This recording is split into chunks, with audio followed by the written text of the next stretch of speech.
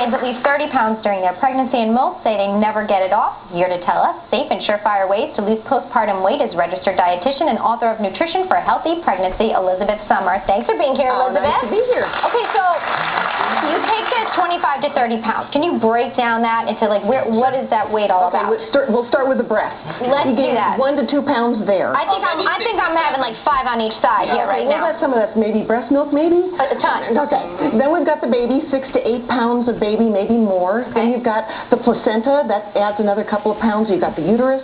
That adds another couple of pounds, and then finally the amniotic fluid, that's 2 to 3 pounds. And what about all the like chips and ice cream and all of that? We're getting to that. Okay. We're getting to that. Okay, then you've got the mother's body, which gains another 13 to 17 pounds, and that's, increased blood volume, increased fluids, as well as in the maternal stores, which are a little bit of muscle, but then there's those fat stores, which are kind of like your calorie bank to get you through pregnancy and breastfeeding. Okay. So that's a total of 25 to 35 pounds. So that's why we shouldn't feel so bad when the baby's like 6 pounds and we've gained 40 because you got all that that's going somewhere. Well, there's a little bit of fat stored. How much do you immediately lose once you have that baby? Well, you're going to lose just about 50% of it within the first week or so, because you've lost the baby and the placenta, the amniotic fluid, and some of those fluid stores. Right. Anything that's left is the tissues you need to breastfeed or the fat tissue you need to lose. Okay, speaking of breastfeeding, I've heard 2 different theories about breastfeeding and weight loss. One says, okay, you breastfeed and you're burning, your body's metabolism is going faster, you're burning calories more efficiently. The other I've heard is that your body still thinks it's pregnant, so it's hanging on to extra fat, which is true. Both. Oh, great. Okay. Breastfeeding increases your metabolism. It's a great way to lose weight because you're losing 500 calories every day at least just in the breast milk. And I'm more hungry now than when I was pregnant. Well, you should be, because you're draining off 500 calories. Okay. That's coming from your diet as well as your hips and thighs. But also breastfeeding tells the body, hold on to a little bit of that calorie bank account just in case there's a famine down the road. But you should drop that 3 to 5 pounds when you wean the baby. Okay, so at the tail end of breastfeeding. Oh, I have a question, because I had my baby and I didn't have him the regular way. I had a C-section.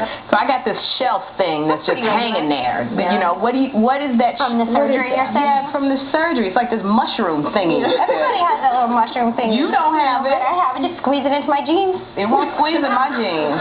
Fold it up and stuff it in. How come I can't lose that? C-section shouldn't affect weight loss per se. It will, though, get in the way of getting back to your exercise routine. It slows it down a little bit. Yeah. But once the doctor gives you the okay, you can start exercising gradually and build back up again. You got to do crunches, you got to do sit-ups, you got to do cardio. I heard Kegels actually helps you. Doing the Kegels helps you squeeze everything back together.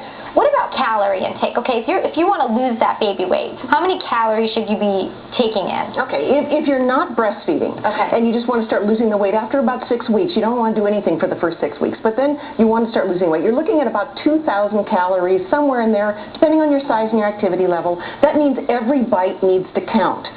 But it's not complicated. It can be, for instance, for breakfast, a bowl of cereal, milk, some fruit, and a glass of orange juice. So it's about the numbers and not what you're eating? Could you be 2,000 calories of anything? Of course not. You've just gone through a huge thing.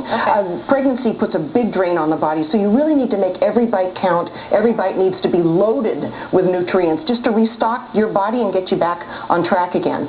Lunch, for instance, can be a grilled chicken salad with some French bread and a glass of tomato juice, for instance. Dinner can be pasta marinara, lots of steamed vegetables, maybe some coleslaw. Snacks can be, yogurt or milk.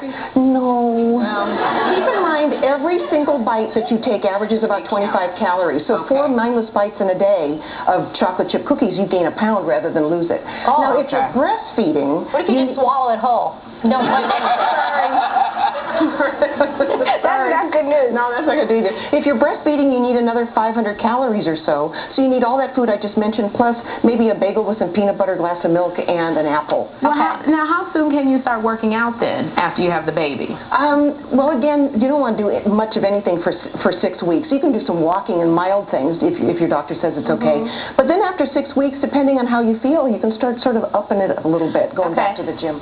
What about like the tummy, the whole uterus shrinking thing? Because sometimes even though you're losing the weight, like Sherry mentioned before, you still kind of have that little pooch right there. Yeah. You know, so how long does that take to go away? Well, if you've got a personal trainer that I can look maybe forward like to. tomorrow. Okay. You know, if you've got a personal trainer and a chef and everything else, you can slap that little tummy back into shape in no time. Okay. For the rest of for the real world, it can take, you know, it took 9 months to put the weight on. It's going to probably take close to that, maybe a little bit longer to get it off again. Okay, so we have to be more patient. We're not in a very patient society. Everyone's looking at women after the baby saying, oh, this is what they look like before, this is what they look like now. You look at any magazine, the pressure's there, but you're saying sit back, relax, take your time. Well, be patient with yourself, but at the same time, get back to the gym or, you know, get on the road. Okay, we're just going to do some abs. Sherry, let's go. We'll be right back.